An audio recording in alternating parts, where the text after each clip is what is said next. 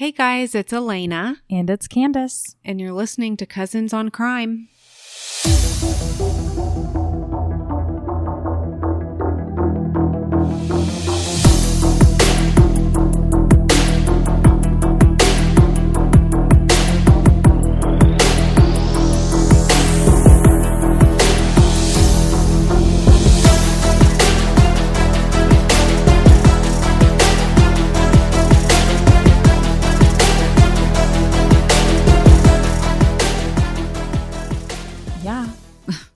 What else are you listening to these days? Come on.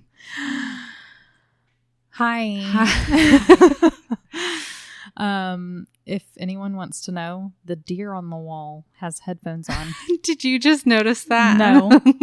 I just, I wonder what he's listening to. That's Hank, all. He wanted to record with us. Oh, okay. He's ready to record. Yeah. Chase actually put them on him. He does this from time to time, like he'll dress him. Yeah, a couple weeks ago he put his undies on his antlers. Oh, okay. So salute your shorts. Got it. Yeah, so Chris was like, no, that's not happening. So Chris hasn't seen the headphones yet. So when he gets home, Is he going to be upset that No. he's been touched? No. He'll be okay. Okay. How are you doing? I'm good. Just living life. Yeah. I don't have any news. I feel like I think you have a little news. Like you're going to I'm going on a trip. You're going on a trip. Is this your first time out of the country? I've been to Mexico. Okay. But yeah. That's part of Texas. So that doesn't right. Yes, guys. Mm-hmm. Even though I have to say I'm a little salty because all the time I'm like, you should come to England with us. You should come to England someday. Oh, she's coming, but she's not going with us. Yeah, there's other family involved. I know. Whatever. I'll see you for like 2 seconds. I know. It's ridiculous. Whose fault is that? Well, I think it's your fault, but we can talk about that off the air. Yeah, we can agree to disagree. Agree to disagree. So what you got for us today? Well, you may have already heard this case before. It is called the Horseshoe Lake Murder. Ooh. Dun, dun, dun. It's just sad. I mean, it's all of our cases are sad, but I'm just going to get into it. You'll see for yourself. Okay. Horseshoe, Arkansas is a town that is rich in history. Ooh. And I like history. Yeah. I'm not going to give you the whole thing because it's a lot. Give us the whole thing. Well, I didn't type it out. So, but just a little snippet. The Brinkley family, the McKay family, and the Snowden families are all some of who built the town of Horseshoe. So it was after the Civil War. One of the pilots was flying over the land and was like, that's where I want to start my farm. Wow. That's cool. Yeah. Can you imagine the olden days when you're like, this looks good. I'm going to set up right here. Yeah. I'm going to squat. Yeah. I don't know who this land belongs to, but it's mine now. Yeah. I think it was like in the 1800s. Like I said, I didn't type it, so don't take my word for it. But yeah, it was like he wanted a farm there. It was a floodplain, like the area was really wet. So anyway, the farm was a success. So he picked a great area. Okay. So Horseshoe is about 30 miles away from Memphis, Tennessee. Okay. So Robert Snowden Jr., who went by Bob, married Grace. Now, this was a couple generations after the town was built. Okay. He's the one that actually started the farm land in the 20s. They built a small farmhouse next to Horseshoe Lake. The house was quaint and overlooked the lake. The Snowdens' crops consisted of 1,000 acres of cotton. Good Lord. Yeah. The business was a very big success. And as the business grew, so did the house. Oh, it just added on. Yeah. Let's add a couple rooms. Right. Exactly. So in 1949, they built a bigger house from a simple house with one bathroom to a 3-story, 6,000 square foot home. Yeah. Holy moly. It was known as the Snowden Plantation or the Snowden House. Bob was an entrepreneur. He had an aviation business which didn't survive due to the Depression. Oh, man. He and Grace were active in the community and put on parties and scavenger hunts. Now, I say they were active in the community. It was a very small community. I mean, this is the country. Yeah. What do you mean by scavenger hunts? Because I'm interested. So the snippet that I heard on this, he was a pilot in the military, and with his aviation business, he knew people who also flew planes. So he put together scavenger hunts for the pilot friends to fly around. A scavenger hunt for the rich. Yeah. Hey guys, let's all get in our planes, and I've hidden some things in the trees. I don't know what they were looking for, but you know what? If I was rich like that, if I had more money than sense, I would probably do stuff like that. Like, I remember this one time me and Daniel played the lottery when it was like, I don't know, 900 million or something. And we like convinced ourselves that we were going to win. So we were talking about all the things that we were going to do with the money. And a scavenger hunt to find money was like one of my ideas. Like, you just walk up to someone in the grocery store that you have been watching for a while, not in a creepy way, but like a deserving way. Okay. Like, I think they could use the money. So you hand them a piece of paper, which leads them to a whole scavenger hunt. And it leads them to like $500,000. Now, if that were me that you walked up to, I'd be like, I'm not following these clues. If it were you, where would are be you like, leading me to? You'd be like, no, I'm not interested. I'd be missing out on a lot of money. If it was me, I would also not be interested. I'd be like, no, this doesn't happen. But I'm sure someone would be down for it. Yeah. That's funny. Yeah, I should have read up more on the scavenger hunt because that's pretty cool. But yeah, this was the majority of their entertainment. Yeah. There's nothing much to do out in the country. Exactly. So in the 1960s, Bob built other houses around the lake for the tenant farmers. You know, he needs help on that 1,000 acres. Mm-hmm. And also people that he knew from Memphis would come live there. Cool. Bob and Grace had a daughter named Sally. In 1941, Sally married a Mr. Hughes. He was a petty officer in the military and a Princeton graduate. Oh, excuse me. So yeah, I mean, she was doing okay. Yeah. She got a degree in chemistry while she was married to him. Yeah. So, but they eventually divorced after 10 years of marriage. A year later, in July of 1952, she married David McKay. Okay. David and Sally together had 3 daughters, Grace, Katie, and Martha. Oh. They moved to San Francisco at one point in California, and every summer the girls would come back home to the Snowden property and stay with their grandparents on the farm. Aww. They had beautiful memories growing up there, and I'd say we can kind of relate, maybe not to something so extravagant, but you know, going to Mississippi every year on our... we lived for it. Oh, yeah. We would make a list 3 weeks before we left of, I'm taking my blue jean shorts and those socks with the flowers on them. Oh, yeah. I'd be packed 2 weeks before. Oh, my gosh. We would go up to Mott's and get candy for our road trip. Yes, ma'am. Oh, man. That was the best memories growing up. So we would do that on our spring break. I mean, these girls got a whole summer with their grandparents. But yeah.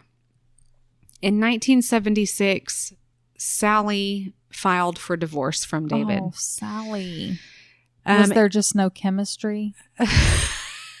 But That's funny. I mean, you're a funny gal. Oh. I'm glad you're my cousin.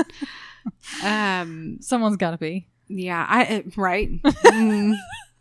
There has to be some personality with the. Gotta be somebody. Oh, geez. Okay. So, yeah, I don't know why they divorced. I didn't see that in any report, but maybe there was no chemistry. Sally and the girls moved to a house in Memphis. So not too far away. Yeah, no, but they did spend a lot of time going back and forth to the Snowden house on Horseshoe Lake. Sally opened up her own antique store. Okay. I wish I could go shop there. Okay, Sally. And she worked as a CPA. Interesting. I know. She was just jack of all trades. Yeah. Okay. She was working her way through life. She was described as a lively woman. She spent her 70th birthday snorkeling and skinny dipping in the Virgin Islands. No, I'm going to be on my deathbed for my 70th birthday. Yeah, she was always up for a good time. Nice. Bob and Grace, her parents, died in the 80s and were buried on the Snowden property. Wow. Sally became the matriarch of the property, but managed the property with her siblings. They turned the property into a restaurant and a bed and breakfast. It would be used for events such as bridal showers, weddings, and big dinner meetings. Yeah. There was even a movie that was filmed there in the 90s. Really? Called The Client. I know what movie you're talking about. I've never seen it, but I figured I've you would. I've never seen it, but I know what you're talking about. Okay. Yeah. It's something that I wasn't allowed to watch. Probably. Yeah. It's starring Susan Sarandon and Tommy Lee Jones if you want to go watch it and see the property in the movie. On September 10th of 1996, Sally's red Toyota was found by a man named Bobby about a mile from the Snowden house. It was still running, and it looked as if it had hit a tree and rolled over. Oh, man. The windshield had a circular crack or imprint suggesting that the driver had hit their head on the windshield during the crash. But there was nobody in the car. Bobby went to the nearest business and told them of his findings. The owner of that business, Levi, confirmed that the vehicle was Sally's. Bobby and Levi drove to Sally's house, and as they drove up the driveway, they saw Lee Baker's truck backed up to the back door with the tailgate down. No, who's Lee? Yeah, who's I was Lee about Baker? to say, wait a minute. Maybe I wasn't listening. I was like, wait a minute. Did yeah, she talk the look about on this your guy? face. You're like, So confused. I'm lost. Lee was Sally's nephew. Okay. The son of Edith Snowden, Sally's sister. All right. He was a well-known blues musician. Interesting. Close to Memphis, Tennessee. Bluesy area. A lot of musicians begin their career in Memphis, so that's just what Lee was doing, what he set out to do. He was a guitarist and played with Furry Lewis. Furry Lewis. Who's this? He's a well-known blues musician. Okay. So he played with him for some period of time, but when Furry stopped playing at the end of his life, I think Furry played the blues music for till he just couldn't, and he was older. So when Lee stopped playing with Furry, he got married to a woman named Carol and had 3 sons. He became an English teacher at Hughes High School, and he still played music with other bands, but he had more responsibilities. So he helped Sally around the property, at the Snowden property. So, he was just kind of doing all the things that he loved. Yeah. His house was just 100 yards away from Sally's house. So for him to be at Sally's house wasn't abnormal. Well, yeah. I mean, I think about our family, and like if I saw, I don't know, your mom's car at my mom's house, I wouldn't be like, what's going on over there? Yeah, but actually I would. I would go and be like, why wasn't I invited? I know, excuse me. What's going on here? But what was weird was that Lee's truck was backed up with his tailgate down close to the back door. Yeah. Anyway, Levi went to the front door, and when he put his hand up to the door was hot. No. He realized that the house was on fire. Oh my gosh. Levi drove back to his shop and called 911 and went back to the house and pulled Lee's truck away from the house with a winch. He's like, we got to get this. Okay. Like, I can't open this front door. We got to get this truck away from the screen door so that they could get in. Wow. So it's right up to the door. Yeah. Another report said that neighbors noticed flames coming from from Sally's home and called 911. So I guess there were several 911 calls, but first responders arrived, and when the fire was out, they found Sally's and Lee's body laying burned on the floor. I did not expect you to say that. Yes, ma'am. Sally was 75 and Lee was 52. Oh. It was determined that they were killed between 10:30 a.m. and 11:15 a.m. Okay. And they both had been shot. Oh, my. Lee and his new band, at the time called the Agitators, were saving up money to drop their first album. Oh, bless them. I know. Lee stored that money along with some blues memorabilia at his home. Mm-hmm. What's interesting is that just right about a month before the fire at Sally's, on August 12th, Lee's house caught on fire. What? So just a month before Sally's house caught on fire, Lee's house. So everything that Lee had saved, all that money he saved, the memorabilia, it was gone. Oh. And that fire at his house was still being investigated when Sally's caught on fire. So there had been 3 criminal informants of the burglary and murder. I don't have their names or what they said, what the police report said, but police had evidence tying Travis Lewis to the scene of the murders. He was a 16-year-old Horseshoe Lake resident who lived on one of the properties on the estate. He lived in a home with his mother, Gladys, and Gladys was renting a home from Sally. Okay, known to the victims. Right. Gladys was Sally's housekeeper. Oh. And Travis was a student at Hughes High School and attended Lee's English class. Travis also was good friends with Lee's 2 sons. Oh, man. When they interviewed him, he denied knowing anything about the murders and even passed a polygraph test. Wow. Police confirmed that that Travis was suspended from school on the exact day of the murders. They asked him to come in for a second polygraph test, which he failed this one. Oh, wasn't so confident then. Mm-hmm. Eventually, even though it wasn't an actual confession, Travis made a statement confirming that he was there at the scene. Oh. After questioning him and putting the pressure on, he admitted to the burglary at Lee's home. Oh, the fire? The burglary. It says burglary, so I'm assuming maybe he found Lee's money. Maybe he took some of the blues memorabilia. I don't know. But he admitted to that. He claimed that a friend went with him to Sally's to burglarize Sally's, and that the friend is the one who killed Sally and Lee. Oh. I'm not sure the name of that friend. I don't know if he gave names to the police, but Travis was the only one that was ever charged. Okay.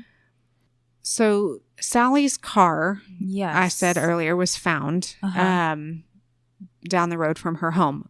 Travis's DNA was found on a hair inside of the car. Okay.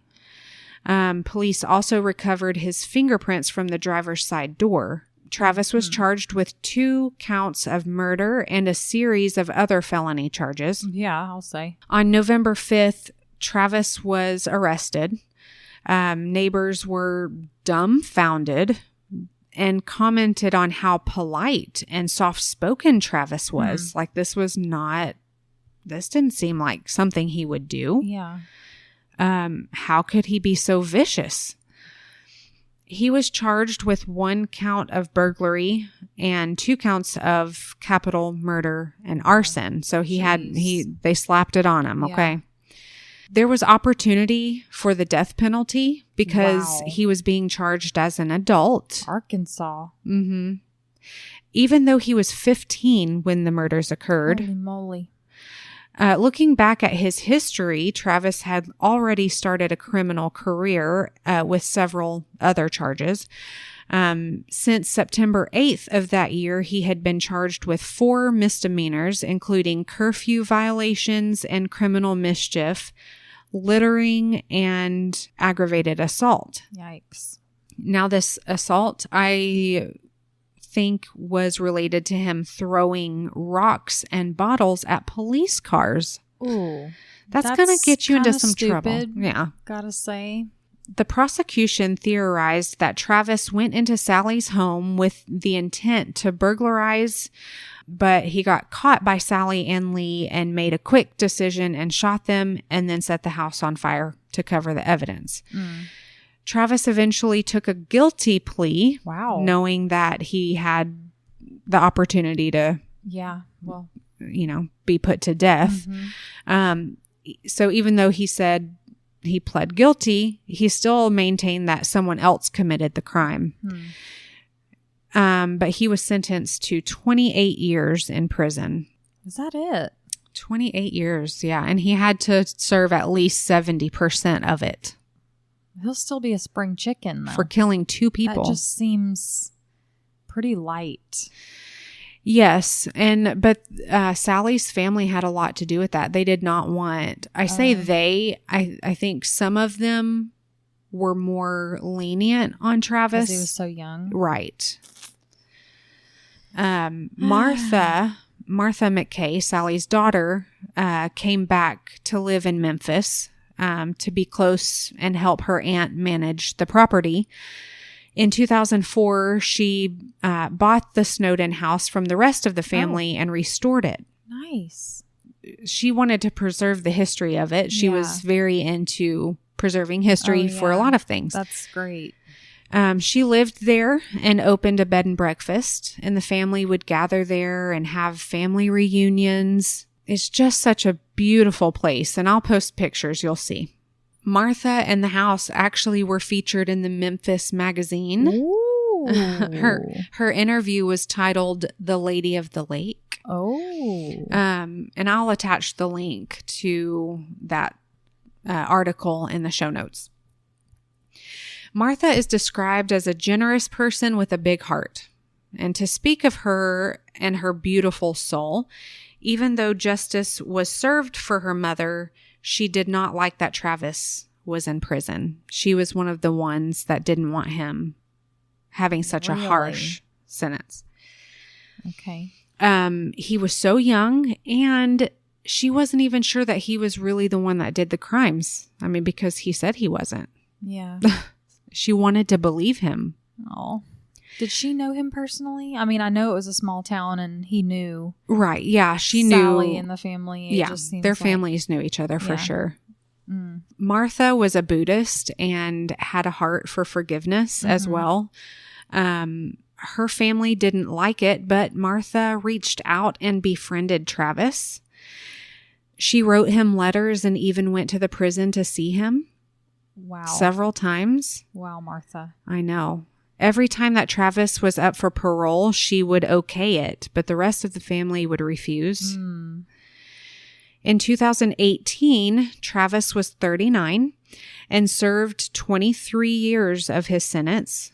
And with the help of Martha and her speaking on his behalf, Travis was granted release. Wow.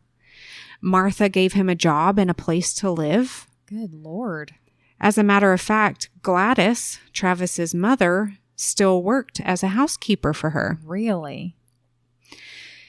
I mean, look, Martha was into restoring things. She restored the house and now she was restoring Travis. I love the heart behind it. Martha's family did not like this arrangement. Gladys had even told Martha not to let her son get too close. What? Yeah, she's like, I'm afraid Travis is going to go back to his old ways. Oh, man. When the mother is telling you that, you need to listen. Oh, man. Not long into Travis being there, Martha had $10,000 stolen. She had just sold a... What a little pissant. Yeah. She had just sold a beautiful chandelier, $10,000. Good Lord. And Travis knew that. He knew she had some money. Wow. She was sure that it was Travis that stole the money, and she fired him and kicked him out of the house. Yikes. On March 25th of 2020, an alarm was sounded and alerted police to Martha's home. No. When they arrived, they found her back door was open, and then they saw a man jumping from the second story window. They ran after him, but the man got into a vehicle and drove off. The car got stuck on the property. So he got out and he started running. He jumped into the lake. Oh my gosh. He jumped into the lake, and the police saw him go under the water, but they never saw him come up. They're like, where did he go? Disappeared. What? Yeah. Huh? I'm confused. Where did he go? Where did he go? Other officers were at Martha's house, where they found her lifeless body at the top of the staircase. Oh my God. She had been stabbed and beaten. Oh my God. She was wrapped in blankets. Martha. A bag of expensive items from the home was discovered sitting on a chair with a bloody knife nearby. She must have hit the alarm at some point of her being attacked. I mean, that's the only explanation. Wow. Going back to the scene at the lake where the man disappeared, police brought their sonar equipment to search the lake. Surely his body was in there. Like, he didn't come out. Yeah, I've got to see this lake. In fact, yeah, I'll post I've pictures. Look at it right now, because I'm like, how can you be watching someone jump into this lake? I think it's pretty big. Okay. It's big. Yeah. I'll agree. But if you're standing there and you see someone jump in. Right. You would think if they're going to swim. Like, if they're swimming. They're going to pop their head up and breathe. Michael Phelps. And they have like the lung capacity of a champion. I mean, what is this? Okay, so I'll tell you. Go on. Okay. The search with the sonar was fruitful, Candace. What? They found the man that jumped in the lake. He had drowned. Oh, well, good. The body that they pulled out from the lake belonged to Travis Lewis. Wow. He had cocaine, meth, and marijuana Lord in his Jesus. system, so no wonder he could not swim. It had been 24 years since her mother and cousin were murdered in the same house and by the same person. Oh my gosh. That is just, oh, that's terrible. I know. I'm so heartbroken that she thought she could restore him. A lot of people do that. A lot of people, and the thing is though, it's great to have that heart. And some people don't put can. yourself in danger. I know. Like, it's okay. Like, if you really believe you want to give him a second chance, or you believed him, that doesn't mean you have to house him. Right. And give him a job. Like, you can forgive someone, but you don't have to like reconcile and like be friends with them. Okay, this is not her fault. No, okay? This is not her fault. No, absolutely not. I didn't mean that. I didn't mean that it was her fault in any way, shape, or form. I just... Absolutely not. But just be careful. Yes, forgive, but don't get close to that person again. No. Oh, Bless her heart. Like, Oh my she was gosh, such a this is beautiful so person. terrible. The Snowden house was sold and remains closed today. Wow. Yeah. Really? Yeah. Which is sad because I would love to go there. So sad. We should go anyways. We should. We could just go. Do a road trip. Yeah. I mean, do you think there's guards? I doubt it. I don't know. Oh, it's beautiful. Isn't it beautiful? Oh. I know. We're going. Let's leave now. So there was a comment made, and I'll just end with this, how fitting and poetic it was for Travis to be swallowed up by the lake. Like, talk about justice. Seriously. It's like the ghosts of the people he killed were like pulling him down in that water. Right. What a freaking idiot. Yeah. Wow. That's really sad. It is sad. I mean, but don't do drugs, guys. I mean, kids, if you're listening, don't do drugs. Oh, it's so sad. We just lost Liam Payne. Oh, my girl. It hurts. I'm still processing. It'll just make you another person. Yeah, we've seen it over and over and over. Just learn from other people's mistakes. Don't do it.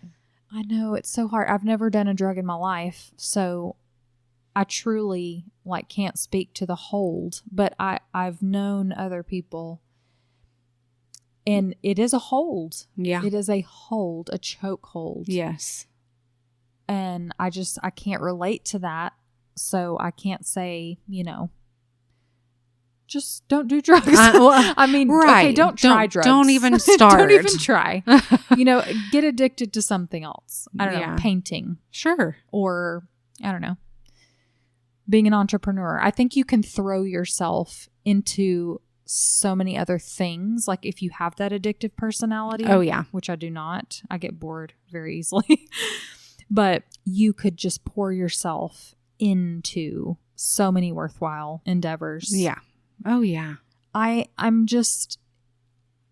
have questions about the car. Like he drove the car away and maybe he drove the car away and crashed it. I mean, he tried to do a getaway like he did this time, right. But he was too stupid. So that's what I have. This time later. I have two theories on that. One, he wanted to throw investigators off, take her car, make it look like she crashed, and I think he crashed it because he's stupid. Yeah, that's the one that I'm going with. Is he was on drugs when he killed Sally as well, and he thought he could drive. And I mean, he was 16. Did he have a driver's license? Had he driven before? I don't know, but yeah, I think he just tried to drive and get away and crashed the car. Man, this one's really, really sad. Yeah, because you have a child, which 16, 15 is a child. 15, right. But he had a criminal history. Mm-hmm. He was already starting misbehaving and rotten. And there was no restoration for him. There is not restoring some people. Just sad to say. Yeah. Wow. Well, I'm glad he drowned. So put that on my headstone. Oh, I'll stand by that. Candace. drowned. We should go to that house because I'm sure there's some spirits there. Oh gosh. And I just am so sad that a family that worked so hard to build a legacy. Yeah. And that's how it ended for his child. His great nephew. Yeah. And his granddaughter. It's just heartbreaking. Yeah. Something so beautiful. Why must we? Why must we be like this? Why are we like this? I have no answer for you. Well, that was great. Let's do it again sometime. All right. Let's do it. Bye, guys. Bye. Bye. We're going to Horseshoe Lake. Thank you for listening to Cousins on Crime. Get connected with us by becoming a free member on our Patreon. Or for just $5 a month, you'll have access to bonus episodes, discussion groups, and much more. If you can't afford $5 a month, we get it. Inflation, am I right? Please consider leaving us a positive review and rating wherever you listen. And don't forget merch. Support our podcast and show the love by sporting t-shirts with our latest designs, or grab an evidence bag to keep the chain of custody for all your valuables. Don't forget to follow our show on your favorite streaming app so you never miss an episode, and get photos and updates on our Instagram at Cousins on Crime Podcast or our Cousins on Crime Facebook page. Have a case suggestion? Email us at cousinsoncrime@gmail.com.